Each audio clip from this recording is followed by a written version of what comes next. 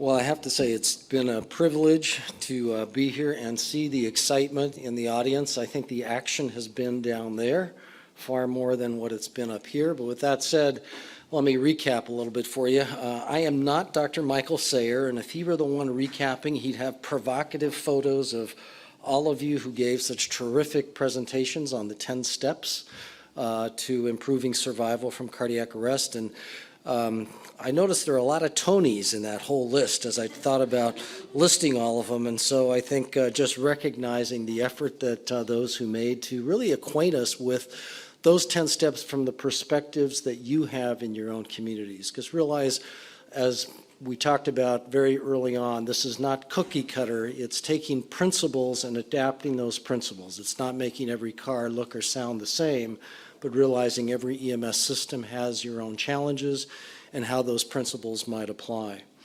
In hearing those 10 steps, I think it was also important that the meeting planners gave us some case examples from Denmark with Dr. Lippert, with Victoria, with Tony Walker, in Western Australia by Dan Rose, and New Zealand by Tony Smith, of how these steps are really being implemented. I have to say I was thrown by the initials WA, which in the United States means Washington, but I realized it means Western Australia. I said, am I missing something that Washington's also represented here? And then hearing about your self-assessments from the system, that's been part of the Resuscitation Academy's goal, is to say, evaluate yourselves, measure and improve as to where you are in your systems and kind of go forward.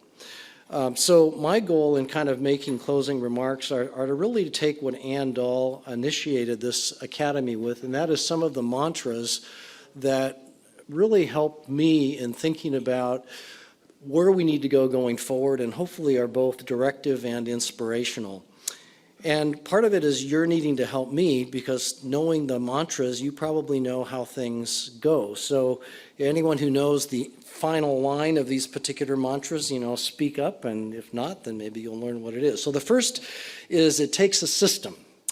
And that system, I think, is the community. I think we've learned that we need to engage citizenry in cardiac arrest. They're the ones who are going to be on scene first, and applying technology to get them involved with the various apps that are available on the phone is important. It certainly involves dispatch, and again, I've renamed dispatch in some way the real first responders, and I think engaging those individuals and initiating treatment on their part is going to be critical as point of care for cardiac arrest. Clearly, providers, many of those whom you represent, need to be well trained, have the standard of CPR in mind as to what you adhere to in providing good care, and the need for teamwork among teams. Where I've seen cardiac arrest having the greatest challenge right now in resuscitation, partly is the individual skills, but the bigger is the choreography. Things fall apart when you're not organized, and even if one person's doing good CPR, the changeover ends up being more of turmoil than direction. It involves ongoing training. This is not a set and forget business that we're in. All of us have skills that if we don't maintain them, they're going to deteriorate. There's new knowledge coming out. We all forget the knowledge that we have. I certainly do. And so being continually educated is important. CQI, continuous quality improvement. Boy, if we don't have that, we're not going to get anywhere in resuscitation, because that's what pushes us to realize we can do better, and taking those small steps to do that.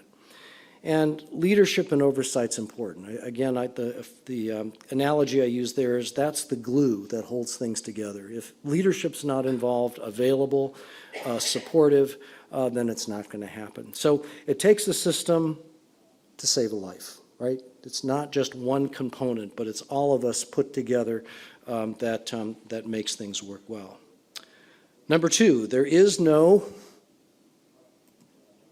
secret sauce, right? I mean, I think you've learned that we can put individuals and we can put policies into place, but the reality is that the secret sauce isn't there. It's really work. And the 10 steps embody that, which in part we've characterized as low-hanging fruit and high-hanging fruit, but I think the most important beginning is to begin to know where you're at. And the registry, as challenging as that can be and as mundane as that can be, really tells us as a report card where we are and where we need to go.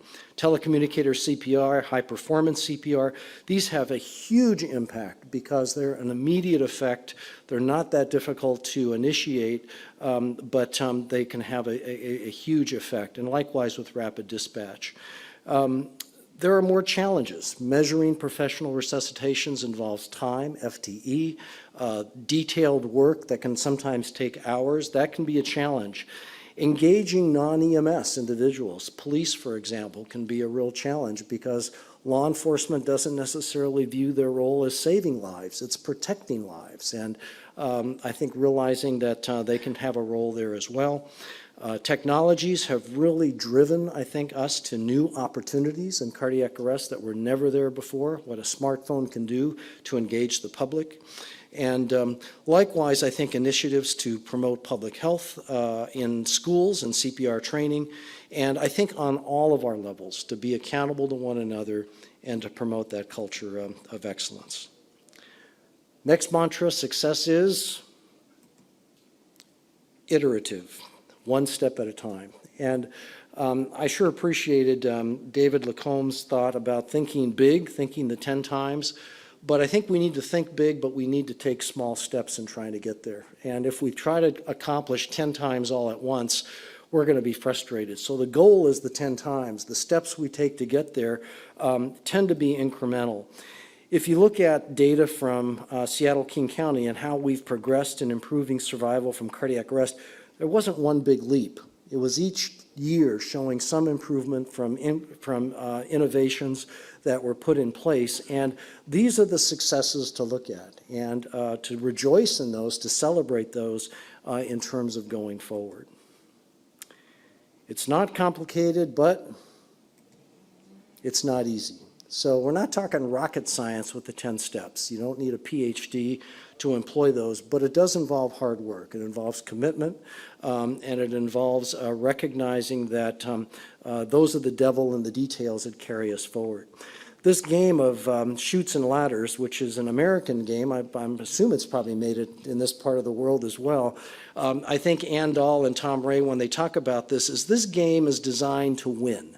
You never lose at chutes and ladders. You may fall down a chute, but you'll ultimately get up a ladder. And in the end, everyone succeeds. And I think we have that opportunity in treating cardiac arrest. We succeed if we carry that attitude that everyone survives, and that becomes the exception rather than the rule when they don't. Performance trumps protocol. I've been told I'm not politically correct anymore in using that particular analogy. But there will be debates in systems, for example, that may deploy mechanical CPR, that may do continuous chest compression rather than interrupted, that might use defibrillators that have different energy levels. And the reality is, whatever medical orders and algorithms we follow, that is less important than performing to the optimum what we're dealing with in the algorithms that we follow. And as an example, there's an ongoing debate of either interrupted chest compressions for ventilation or continuous chest compressions for ventilations. The unique experiment in Seattle-King County is Seattle does continuous chest compressions throughout resuscitation, even with bag valve mask. King County does 30-2 prior to intubation, so interruptions for breaths. And the reality is that survival is identical in the two communities, saying it's not the protocol that makes the difference, but it's the performance that drives that particular effect. How do we improve performance? Training, feedback, and accountability. And I think all that translates to me as expectation. If we're trained well, if we provide feedback and we are accountable, then we can expect improvement, and we should operate in that particular fashion. Here's the real foundation. If you don't know this one, boy, measure and improve, right? And measurement means not only looking where you're at, but I'd also argue you need to track where we're at, where a registry can be important to tell us where we are today, where we will be tomorrow, and where we hope to be in going forward. Look for the low-hanging fruit, right? And as you take the challenge of the 10 steps to improve survival, it's not trying to swallow all 10 steps at the same time. It's looking at your systems and ask yourself the question, which are the ones that we have problems with? Which are the most easily implemented? Don't start with a problem you can't solve. Start with one you can. Celebrate that success, and then you move on to the next step. So the low-hanging fruit is a principle to say we keep climbing higher as we get the lower fruit, but don't start high, start low. That can mean in your community, and I know that in hearing some of this discussion today that some systems may not have a registry.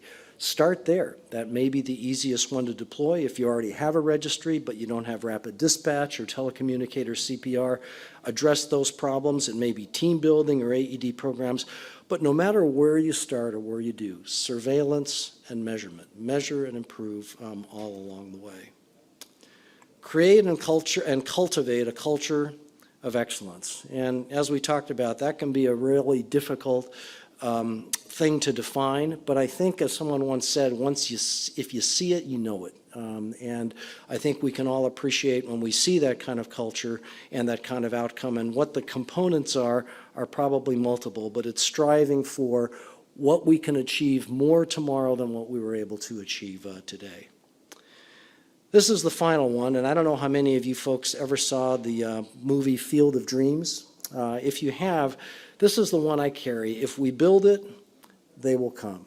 Meaning, if our systems are put together in a way that these 10 steps are integral and part of it, we can't help but improve survival from cardiac arrest. It's going to be a natural outcome of what we do. If we build it, the survivors will come, and that's something that we can celebrate together in the process of it. Bottom line, our patients who are viable, who are returning to work and active life as a result of what we do and the roles that each one of us play in their resuscitation and bringing them back from the jaws of death. That's the goal of why we're here.